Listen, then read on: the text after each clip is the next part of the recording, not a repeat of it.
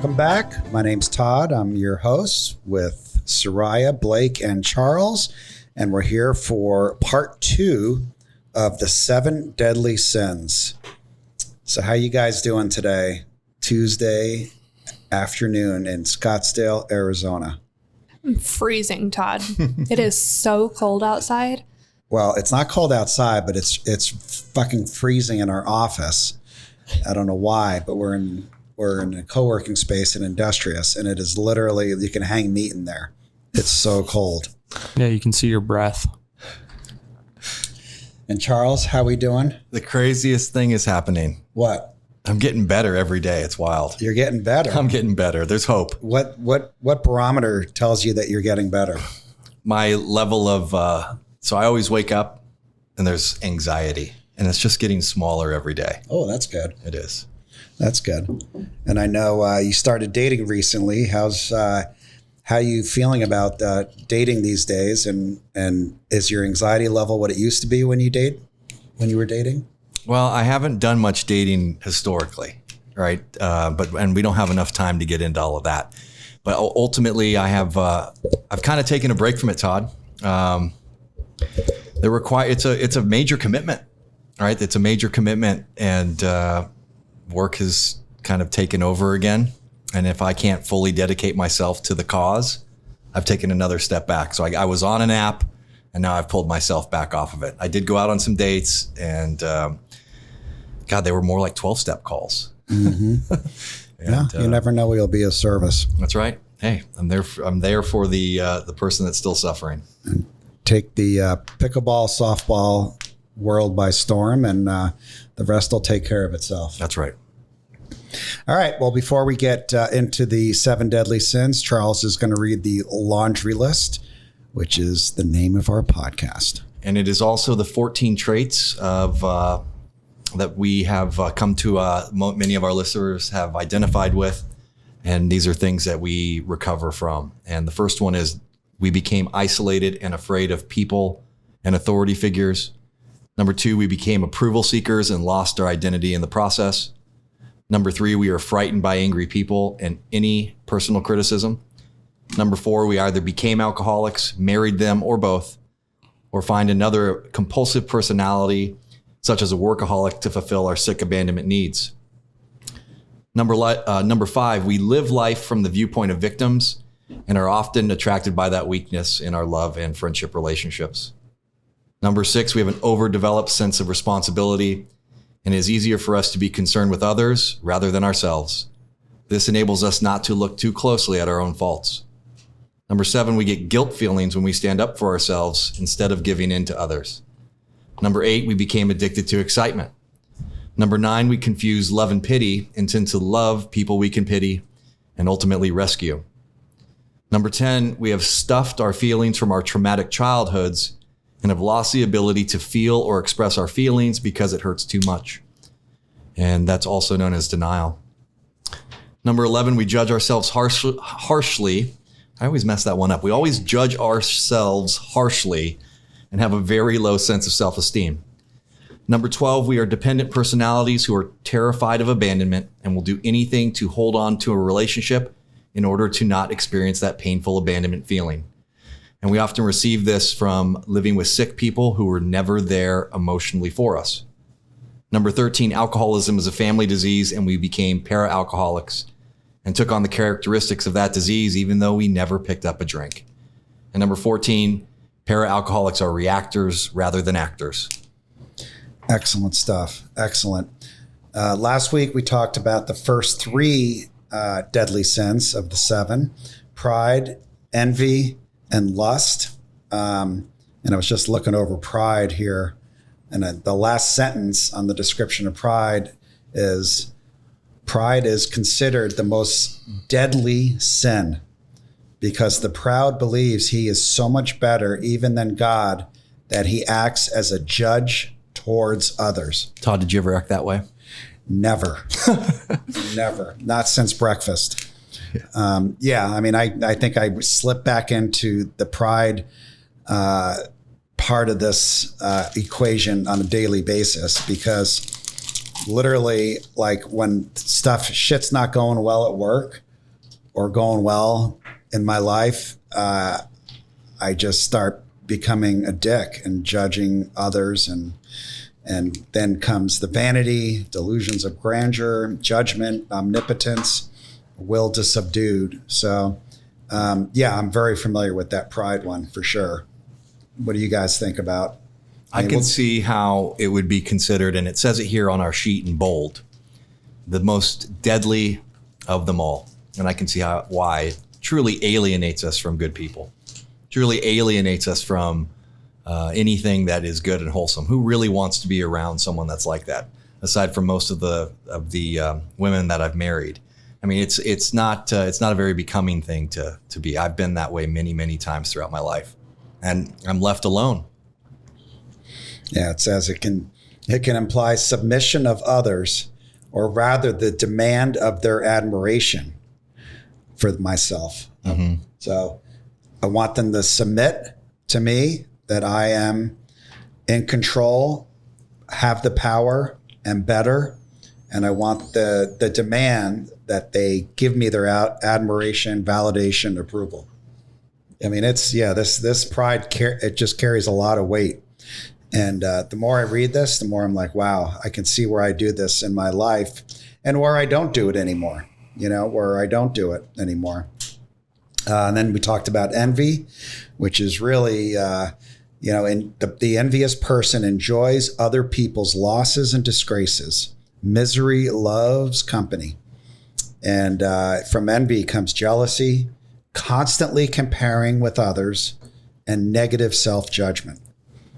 And I know we've all been there, done that, and we know what it feels like. We know, Alex talks a lot about compare and despair, and what that gets us. And that doesn't get us the happy, joyous, and free life that I think we're all looking for. That was envy. And then lust we talked about, which was, I think we all know what lust is, but it's not necessarily sexual. It says lust is related to pleasure, but whether it's sexual or not, it ends and exasperates in impulses and longings, a fruitless pleasure that does not imply love nor desire for reproduction. It is just the urge to enjoy the act itself with no respect, no consideration for oneself or the other person. While sex between lovers is an experience that elevates love and the physical and spiritual union between two people, lust leads to separation from each other and even from oneself. That's why a lot of one-night stands, or being with a prostitute or a paid person, it's like you feel worse after. It's not a union that elevates. It is a separation from each other that brings you down with shame and only to pursue physical satisfaction. Very selfish and self-imposed experience. And from lust comes the incapability to welcome others, internal emptiness. I get that one. And insatiability.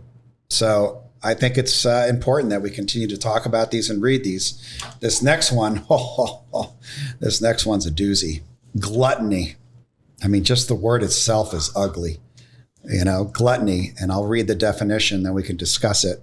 Gluttony is not just an excessive desire for food, but for anything. Objects, experiences, money, even emotions, insatiably and avidly pursued. Those who indulge in gluttony live in a constant state of dissatisfaction, devoured by their insatiable hunger, be it material or spiritual. Even a hyperactive mind, which consumes itself in shame, hectic thinking, can be a symptom of gluttony, such as an excessive sexual desire that results in lust. From gluttony comes cupidity, waste, worries.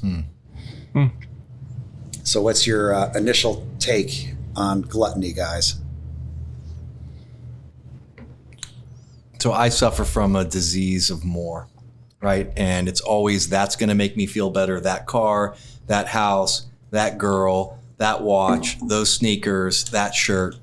and just a devourer, right? That insatiable hunger, just a consumer of crap that I think that's going to make me feel better. And it does, at least temporarily. But ultimately, what does it say? That it just leaves us filled, wanting more, right? It leaves us filled, still empty. I looked externally for the solution for my inner hurt, right? And so I had that hole inside of me that I was just trying to fill with crap. And it sounds like that excessive desire for all these things to try to make myself feel better never really satisfied it, right? So which I guess, look, that also leads to more and more lust for things that are going to help me feel better. And then where are we left eventually? Internally empty. And that's why I like doing these detox experiences, whether it's like going somewhere without your phone.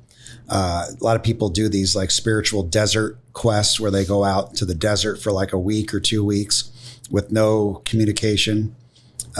Because then I get to see where I'm gluttonous in my life. I get to see, wow, I'm like over consuming nonstop everything. Yeah. You know, I'm over consuming technology. I'm over consuming the news. I'm over consuming looking at my stocks. I'm over consuming eating. I'm over consuming working out. I'm over consuming lust. You know, it's just like everywhere. And I think it takes sometimes me to be completely disconnected from society for me to like look at that and go, wow, it's everywhere. And every once in a while I'll do that. I haven't done it in a few years, but actually that's not true. I did it right when I got divorced. I went for 4 days without my phone, without anything, and just like read, meditated, prayed. And whenever I do that, whenever I disconnect, and my ex-wife used to take my phone for a week, once a year. And I used to be so mad at her because I remember that. And yeah. I had such panic attacks those first 48 hours. But after like the first day or two, I was like, thank you for doing that. Like it really gave me perspective. Like I don't need any of this shit, you know, because all it does is distract me from being intimate with myself. That's all it does. It's like the more stuff I have, like it says, you know, those who indulge in gluttony live in a constant state of dissatisfaction, constant state of like being distracted from myself, dissatisfaction, distracted. It's like, it's all kind of poured in that same cup. And it's like even a hyperactive mind, which consumes itself, hectic thinking, excitement, like all that stuff, it sort of becomes obvious and aware when we go out to the desert or go out to a cabin. Yeah, it's just the American way of just living everything in excess. Like everything in our society is who's got the fastest car, who's got the fastest jet, who's got the most money, who's got the most expensive dinners, and then there's just the social media just kind of, elevates that. Like, you got to be spending big money in nightclubs to be cool. And I definitely have fallen victim to that. But I think more recently, the material things, I've gone down that path of chasing material things to make you happy. This new car is going to make me happy, or this new bag, or this new, phone. And it only ends up, it might give you that little tiny hit of happiness. But then once that wears off, you're like, wow, why did I really do that? Yeah. I mean, I say the new car when I was 16 gave me probably a week to 2 weeks of happiness. Right. Like it was a long time. It worked. Yeah. And now I get that new car and it's like after 3 days, it's like dirty and filthy inside. It's like, I don't even give a shit. And you want to drive a different car anyways, got right? The black one. Yeah. And my partner Perry actually caught me on something today. He goes, yeah, so basically you're not being your true self. I go, what do you mean? He goes, well, so I'll give you the backstory. So the backstory is I was going to play pickleball with some friends, and one of the guys is very successful, but he's very unassuming and very humble. So he drives a $10,000 car, but he's very successful and very wealthy. And it's like, I was going to go drive my Porsche, but I'm like, this guy's so unassuming. Like, I don't want to show off, and I don't want him to think I'm like this big showy guy. So I'm going to drive my Jeep Cherokee. Nice. And Perry's like, oh, so you're being someone else, to impress him. And I'm like, yes, absolutely. Absolutely. Absolutely. So it's like, I'm still a chameleon. I'm the inverse. And I have a friend who I'm actually meeting tomorrow. He makes it very clear that he drives the cheapest, least expensive car on the road, and he can afford any car. So, it's pride in reverse, almost like look at me, I don't spend any money, but it's really the same thing. It's looking for attention. Yeah. It's the same. It's the inverse of the guy that's rolling around in the Lamborghini, right? Yeah. But this gluttony is something else. I got to tell you, like I eat way more than I need to eat. I watch way more TV than I need to watch. And when I say need, it's like what I really have to be the optimal Todd. Yeah. The optimal Todd. I know I would feel great if I ate X, but I eat Y. I know I'd feel much better if I watch an hour TV a day instead of 3 hours. I know I'd feel so much better if I, didn't think about sex and lust, more than like 5 minutes a day. Like, on and on and on. And it's the gluttony. It's the disease of more. And I think it rolls right into the next one of you know what to do, but, decide not to. Yeah. So, for me, again, it's the awareness, which meditation helps, prayer helps. I go to therapy. That helps. Soraya, what do you think about gluttony? I think that the biggest issue that I have with gluttony is it's not like physical, but more experiences. I have this desperate need for people to like me. So, whenever somebody wants to hang out, I go and I hang out with my friends or hang out with people. I indulge myself in, social whatever.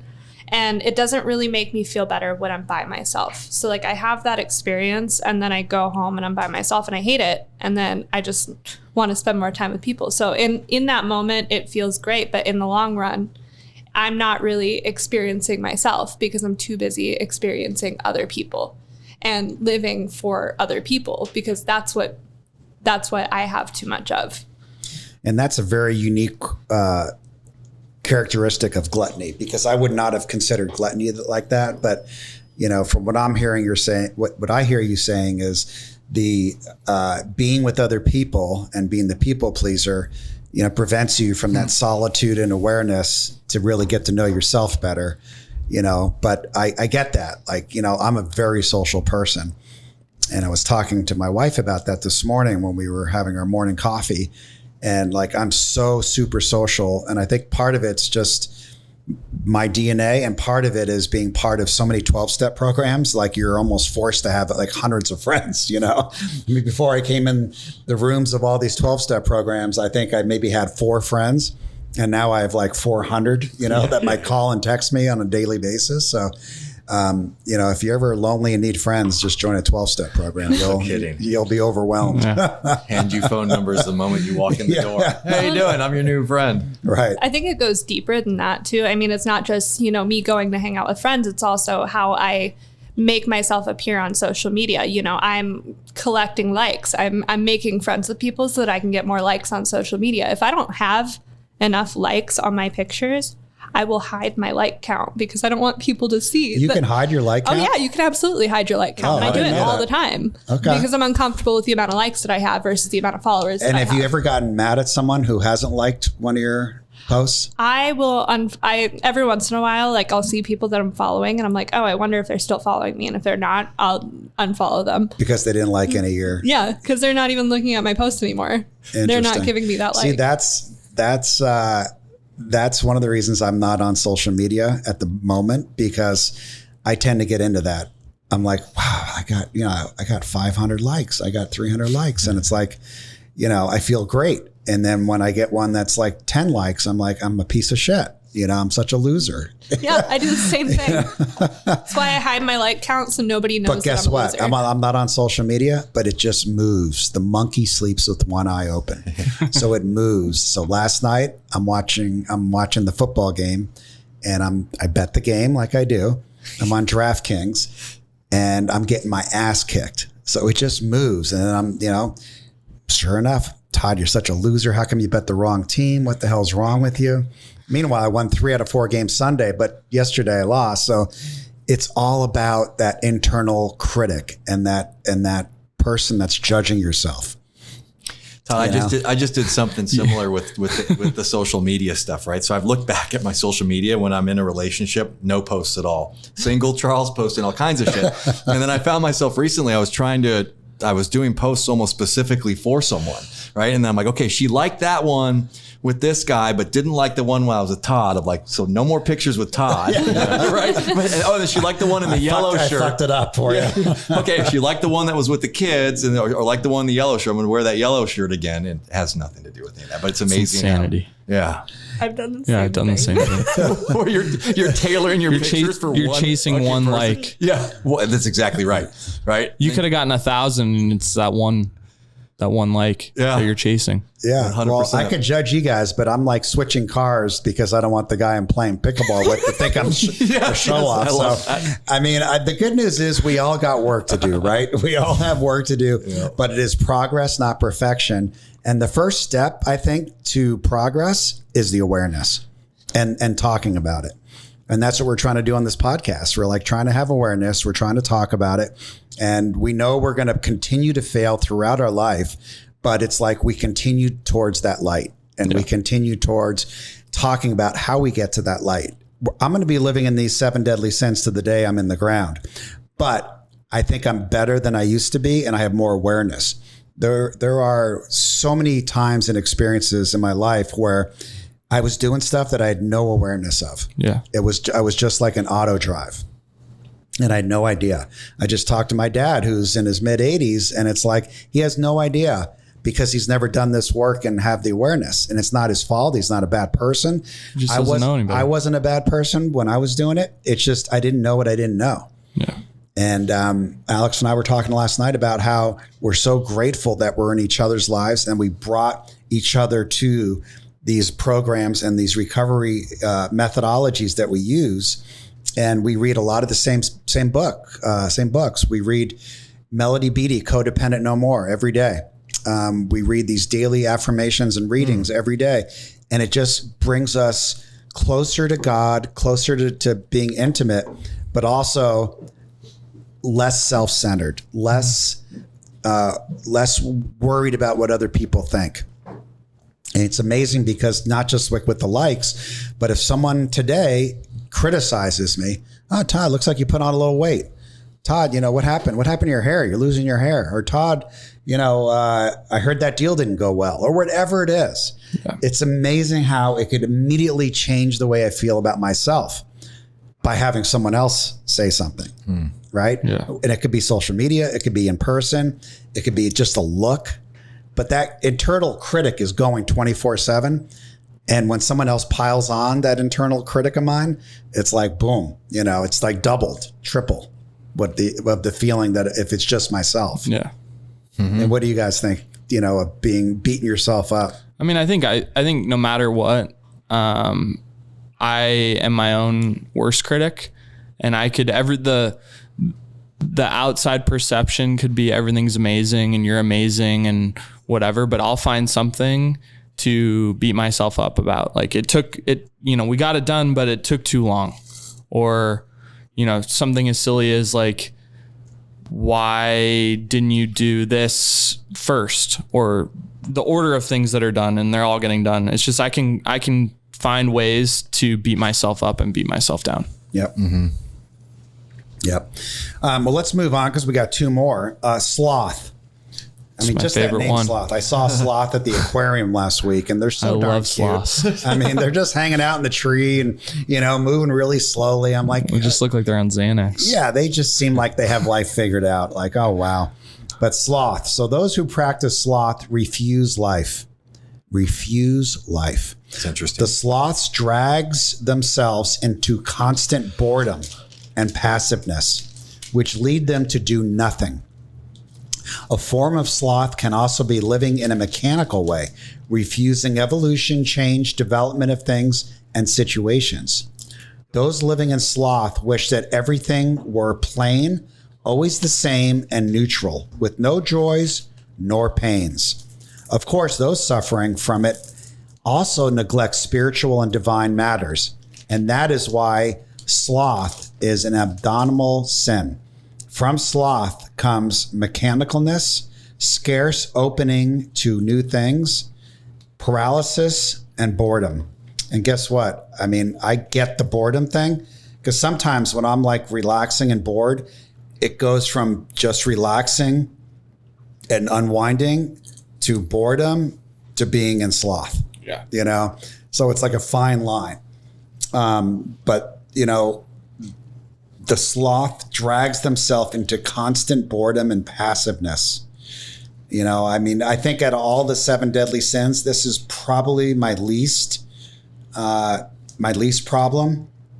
I don't think I have a huge problem with sloth. Maybe I have in my past, like when I was in school, in other parts of my life, but I like excitement. I like doing things. I like being social. I like living life, whether it's painful or not. Like I like being in the game. And this is the person I think who's loves being at their house, loves sitting on their couch, loves not answering the phone, loves not texting people back. You know, I don't think that's me. And I'm looking around the room here and at us four, and I don't see it really with anyone that much. But I think we all fall into it at times. I think the time that I fall into it is if I have to make a really hard decision, I can find myself in that, lulling myself into that state of sloth where I just rather just, instead of making a decision, it could be right or wrong, would rather not make the decision, because I don't, whether it be fear or fear of the consequences or whatever it is. I think that's the only kind of time I find myself in sloth, because I kind of do the opposite. I would rather run and gun and, you know, be traveling every day and, you know, all these different things than be alone at home bored. Like, I don't find that any part of my life. Yeah. I mean, I could say that there's definitely been certain times in my life where I've gone really hard into sloth. And one time that I remember vividly was when I got sober, and I sat on the couch for a month straight, just feeling sorry for myself, crying, saying, I have no friends. My life's over. What the hell am I going to do? And I was a sloth who refused life. Yeah. I refused a new kind of life. And I don't care that you guys told me it was going to be fun and exciting and blah, blah, blah. I was like, no, it's going to suck.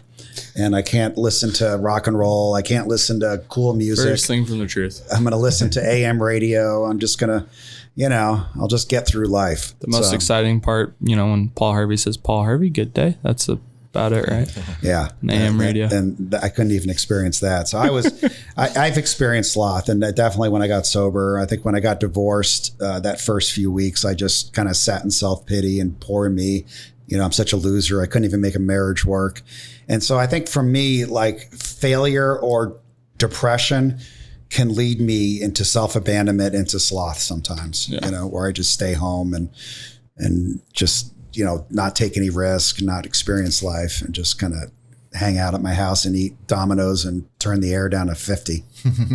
So I always thought sloth meant just being lazy, right? And this goes a little bit further. It says sloth is refusing life, which ultimately leads to doing nothing.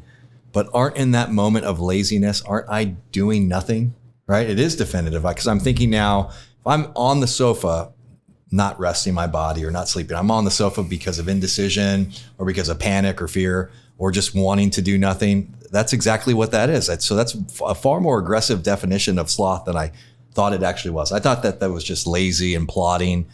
But it's certainly, boredom, that's a word that I don't think that I've heard you use ever. I know it's a word that I can't remember the last time I sat there and said, I'm bored, right? So that's not one that I suffer from. But the paralysis or the scared of new things or scared of something, I have been that guy that has been on the sofa when I'm in some sort of panic or paralysis over a decision. But honestly, that's better sometimes than me being into quick action when I don't know what to do. Like, just do something just because you need to, like, feel and just go do something. But correct. I love solitude these days, especially with my life being so busy. So I do like my Sunday afternoons, or I like some solitude because I don't get a lot of it. But there's a big difference between solitude and spending time with yourself, and sloth and boredom and laziness and depression, really. So I think there's a real strong line on what solitude is and using that wisely, and sloth and boredom and checking out of life. Sarai, what do you have on this one? That's actually something that I do have a big problem with, especially when learning to be by myself. So I find myself almost every weekend laying in bed until noon, and I'm not tired or anything. It's just I'm bored, and I'm bored because I haven't learned to be alone with myself. And instead of, trying to make that effort to learn to be alone with myself, I do things like lay in bed until noon, or I go and I hang out with my friends. Yeah. And you have a lot of things that you're interested in. You love to paint, you're working out now, like you're doing a lot of cool things. So it's not like you have a shortage of things you can do, but I think it's one of those things where we got to watch, because if we're laying in bed till noon or all day, it's like, okay, sloth's sort of taken over. And then the adult person needs to come out and say, okay, I'm here, I'm running the show, because sloth is the teenager. Sloth is the depressed teenager, not the teenager addicted to drugs and excitement. That's the depressed teenager that's kind of, okay, we don't need to do anything. Let's just check out. Let's just sit in the couch. Let's just, order Uber Eats. And, I think my kids have experienced a lot of sloth in their late teens, early 20s. And it's like, and I think a lot of the young millennials are experiencing this, but that's where the adult needs to come in and say, okay, no. We're not going to do this. We're not going to lay around all day. I know I'm going to feel like shit if I do that. I'm going to feel shame and self-pity, and I'm going to be depressed. So I'm going to get up and I'm going to go make a meal, or I'm going to go work out, or I'm going to take a walk, or I'm going to go paint. Anything to get into action. Because I think action is the arch nemesis of sloth. So any kind of action, any action of doing something is getting out of sloth, right? I think the biggest thing that helps me, or that has helped me kind of get out of sloth, I take so many showers, just because it's how I start my day. I start every morning with a shower. So if I'm feeling like I'm falling into that, I take a shower so that I can kind of jumpstart where I want to go from there. So then I'll paint, or then I'll clean my apartment, or then, I'll read one of the 8 books that I have not touched for years. I haven't touched them in years. I got 30 and I've, read maybe the preface and, the first page. Right.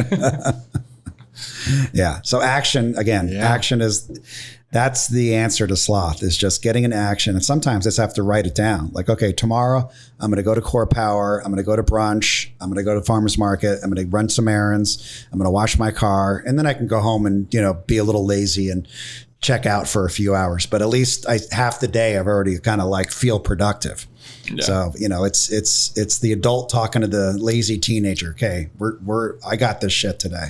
Yeah. But I think the being alone in the solitude, I think is important to do. I mean, it's healthy, especially the 4 of us, how busy we are and the amount of things that we do in a week. If you're not doing that, you can really wear yourself down. I just did that for 30 minutes before I came here. Just went, but still, that's healthy. Solitude, rest, those things are healthy. But I'm with you, Todd. So I've been in sloth many times in my life, and then I would sit there and be like, I'm waiting to be motivated. Where's the motivation? I want to be motivated. Someone motivate me. What's going to motivate me? But I think the motivation comes after the action, not motivation and then action, right? We get into a little bit of action and then the motivation follows. And so I would agree with you that action is the cure for our boredom. Yeah. Anything. Yeah. And that's where I think having positive influences in our life are important. Like we always talk about on this show and other places, we're a product of our environment. So if I'm hanging around 10 other people that are sleeping till noon, guess what? I'm sleeping till noon. Yeah. If I'm hanging around a bunch of people that are working out, eating healthy, journaling, meditating, not talking shit about people, believing a higher power, whatever it is, I start to become that. Yeah. So, when I was hanging out with a bunch of, guys drinking and drugging all the time and cheating on their girlfriends, it's guess what? That's who I became. Yeah. So, I as much as we want to be our own individual person, it's we become a product of our environment. So create a healthy environment, create a healthy friendship group. And it's hey, have the adult talk to the teenager and we're going to rock this thing. We're going to do it. Solitude it looks a lot different than sloth though. And that took me a while to really figure out. Whenever I overeat and I feel gluttonous and disgusting, my therapist always asks me, well, were you bored? That's the first question he always asks. Are you bored? And then the answer is yes, because I'm usually eating at 9 at night when my wife's probably asleep and I'm like bored to tears. I'm like, what am I going to do? Like, well, I'll go downstairs and eat. That gives me something to do. Yeah. And then I feel like shit. And it's almost like I'm trying to get that shame hit. Like, oh, let's try to feel how I can feel like shit. All right, well, eating's one way. And that's the hardest portion of the day for porn too. For me is when I'm bored. Another one. Yeah. You know, I'm all alone. I'm bored. There's nothing to do. Yeah. Yeah. All right. This next one is, reminds me of the devil's advocate, but wrath. Yeah. Wrath makes minds blind and unleashes a beastly rage into men. Something unstoppable. The heart is empty. The reason is blind, and only negative thoughts fuel the mind, instigating hatred, resentment, and desire for revenge. This vice is also implacable because even if those suffering from it are able to destroy their enemy, it will not cease to torment them. So, I don't usually have too much of a problem with this, but I've had rage in my life. And when I get so jacked up on nicotine or caffeine or testosterone or any kind of, hormone or drug that increases my heart rate and blood pressure, and someone pisses me off, I could go there. Like, fuck you. You want to go? Let's get out of the car in the middle of the intersection. The adult just leaves the room, and it's that angry teenager. Like, I will fuck shit up. I will fuck my own life up. I'll fuck your life up. Yeah. And if violence is involved, all the better. Yeah. All the better. Choose violence. Yeah. I think for me, the wrath, the desire for revenge is one that I struggle with and I just kind of unpacking this with Richard of some of the kids in high school that were absolutely horrible and tormented me. Like, I'm secretly like planning and plotting my revenge tour against them. People to kill list.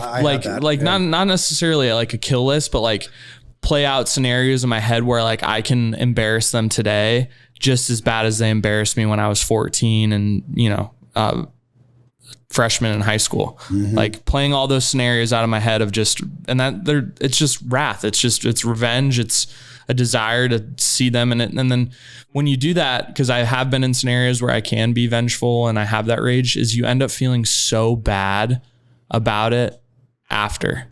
Like, I'm like, just thinking about it now is like, it's almost like you almost feel worse than you did when that 14-year-old that was embarrassed.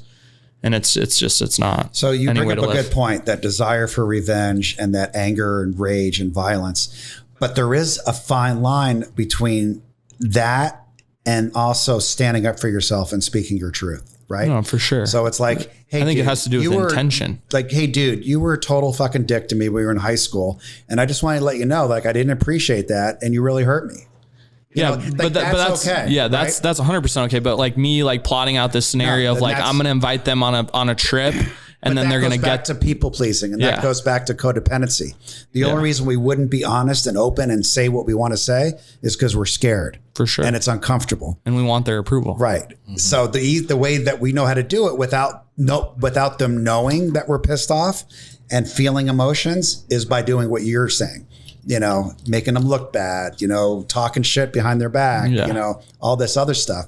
Instead of how we can really feel better about ourselves is speaking the truth in front of them, whether it's writing them a letter, calling them, meeting with them, whatever it is. And that's hard to do because it's scary as fuck, right? I mean, what do you think about that, Soraya? The desire for revenge and the healthy way to deal with these feelings and the unhealthy way? I mean, the place where I really experience this, I'm not much of a wrathful person. Part of it is just the people pleaser. I try not to be angry, but when I'm on the road, absolutely. I have the worst road rage out of anybody that I know. And for no real reason. I was actually talking to our friend Alex the other day, because it's also about who you surround yourself with is kind of how I would deal with wrath. So now that I'm hanging around people who are constantly trying to better themselves, you do things like yoga or meditation or whatever, and things like whoever cut you off in traffic don't really matter. You're bettering your mind. So I think a lot of wrath is just a quick jerk reaction. And it really is how you fix those quick jerk reactions. It's rewiring your brain. Calming ourselves down, self-talk. So I'm glad you brought that up, because 2 nights ago, I'm pulling out a Red Robin. Yes, I ate at Red Robin. Okay. So that was in fact true. That wasn't a joke. I had Totally on the thought way you were to your lying. daughter's play. I stopped at Red Robin, had a double cheeseburger I with was fries. gonna say, what did you have? Yeah. Was it satisfying? Sat at the bar. It was cold as shit in there. You can hang meat in there. And I'm pulling out, and I'm like, I don't want to be late to his daughter's play. And so I'm pulling out, and I'm behind this person, and this person is not turning left. And it is open for like 5 minutes, and they're not turning left. I'm like, fuck this person. First of all, I'm honking like a motherfucker. I'm honking. They're not moving. So I'm like, literally, like, this person's just trying to piss me off. Like, it's some young guy in there, and I'm going to beat the fuck out of him. So I'm honking. I back my car up. I go in the other lane, and I go around the person. I look at the person. I'm getting ready to flip them off, and I look in the window, and it's this like 95-year-old lady that could barely see over the steering wheel. Of course. And guess what? I felt like a piece of shit. I'm like, oh. And I said to Alex, oh my God, I feel so bad. And Alex is like, well, she shouldn't be driving, But it's, what? I'm that person. I'm going to be 95. I'm going to be, I can't, why am I such a dick? Because I didn't want to be 1 minute, late to the play. So it's like, it's self-centered is what it is. It's very selfish and self-centered. Sure. People are doing the best they can on the road. Some people are fast drivers. Some people are slow drivers. Obviously, this lady was extremely cautious, and probably, her faculties weren't all there. But I had to move, right? I had to go, and I acted out in wrath and anger and revenge, and like going around that person and get ready to make a gesture. Thank God I didn't flip her off, because I would have really felt like shit. But I felt so bad. But that's the good thing, that I felt bad. Like I had some empathy. A little bit. Yeah, it's a little so bit. easy to forget that there are actual people behind your actions. Right. Like when if you flip somebody off, that's an actual person with emotions and Right. feelings. Right. And it's so easy to forget that in those quick jerk reactions, and you don't even think about it until after the fact. Totally. Yeah. Yeah. There's no more of a lead for people being in prison than that one. How many people, right? So it's only negative thoughts, right? The reason is blind. How many people are in prison for this one here? Oh yeah. How many people are arrested for this one here, right? Yep. Just blind, negative rage.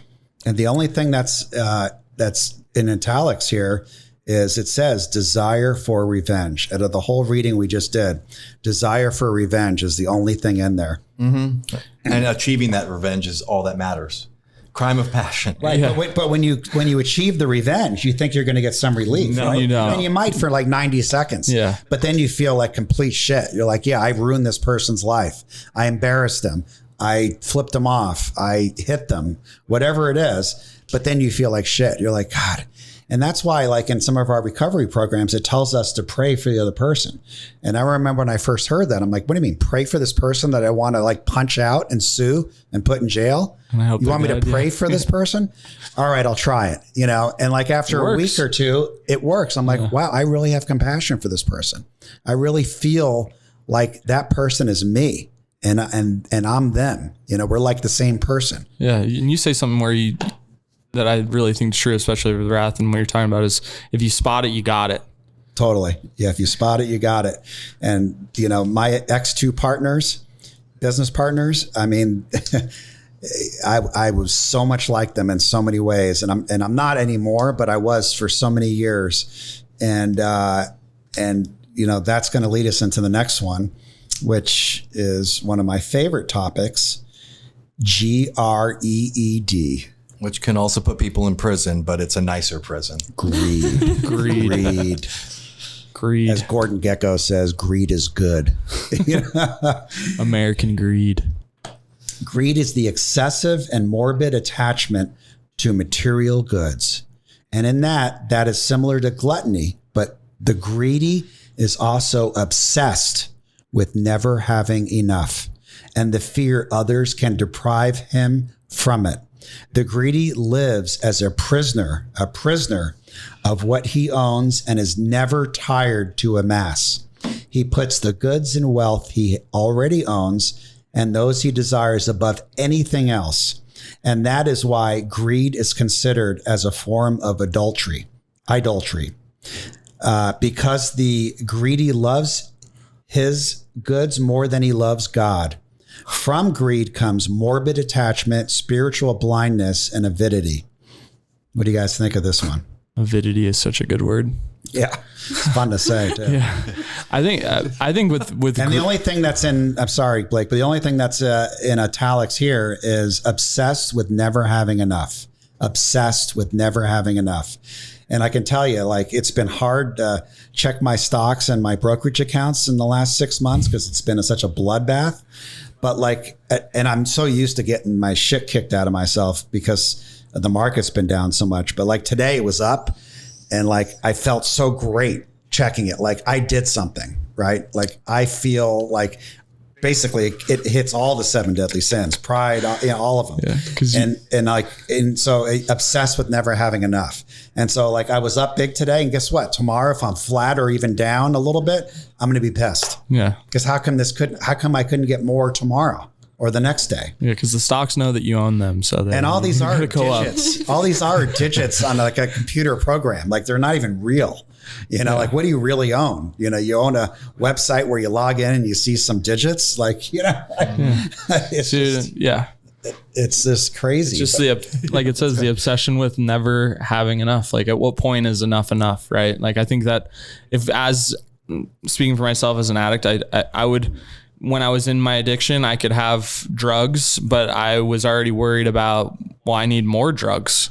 This is only going to last me 2 days. I need to figure out a way to get, 4 days worth of drugs. And that just carried on in my life. Like I've done a lot of reflection on that topic of like, what is enough? And I think me being able to sit at my house with my wife on the floor and being just her and I, and being okay with that, that's enough, right? Because we can always find, whether it's you can find someone that has more than them, or I can find someone that has, there's all levels, right? Like there's, I've been in the rooms with billionaires and they're like, oh, well, so-and-so has more money and a bigger jet than me. And it's like, it's just pure greed. Yeah. And it distracts you from being intimate with others and having real relationships and really getting to know yourself.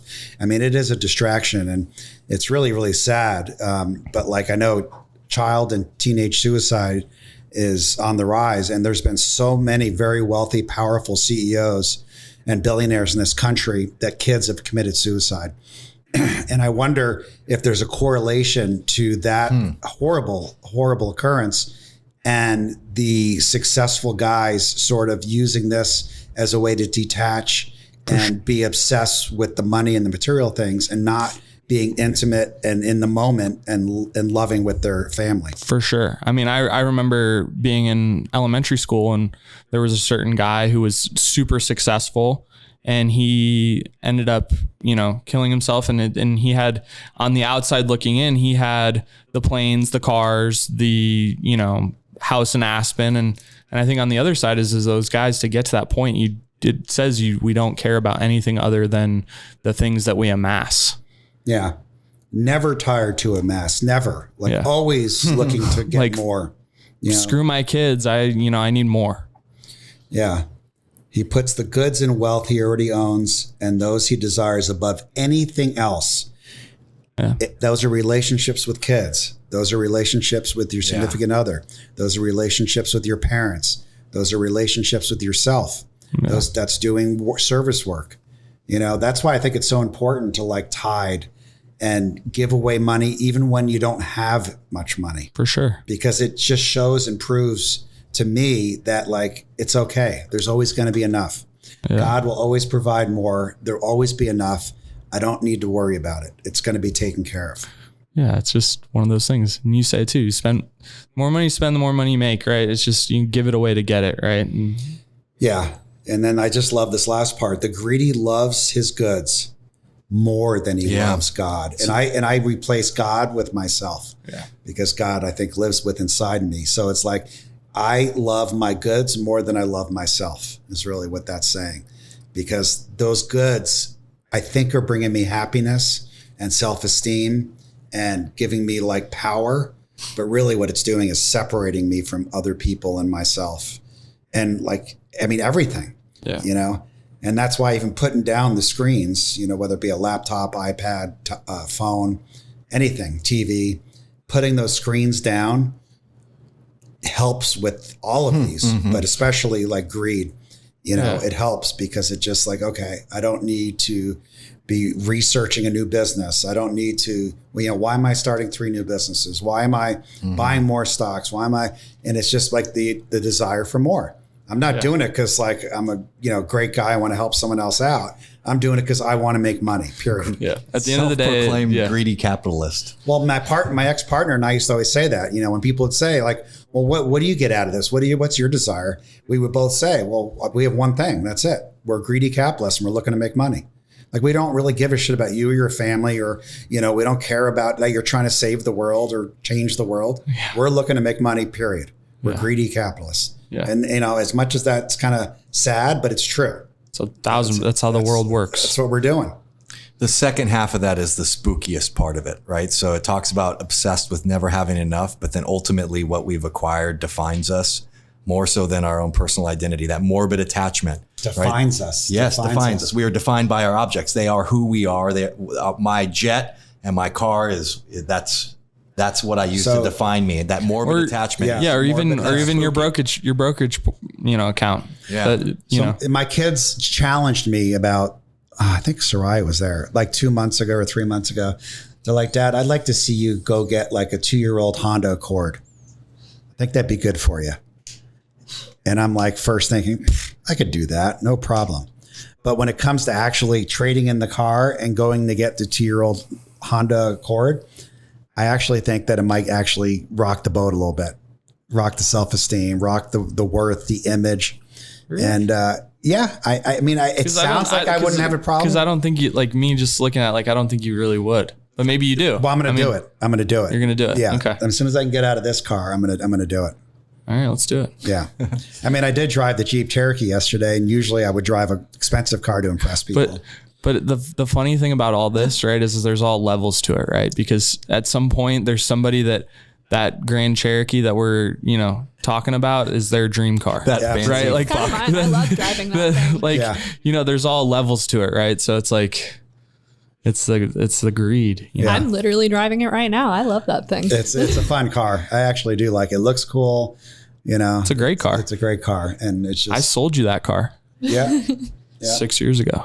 It does have warranty on it, by the way. Oh, wow.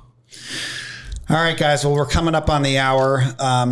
Great session. I'm glad we finished the 7 deadly sins, and we might do a quick wrap up next week on all of them. But, you know, I encourage you guys to go to holyart.com and pull these down, the 7 deadly sins. Those are the ones we just read over the last 2 episodes. And, you know, as we say all the time, you know, please be nice to my friend today. And that friend is you, because when you're nice to yourself and you're giving yourself positive affirmations and approval and validation, you don't need it from other people.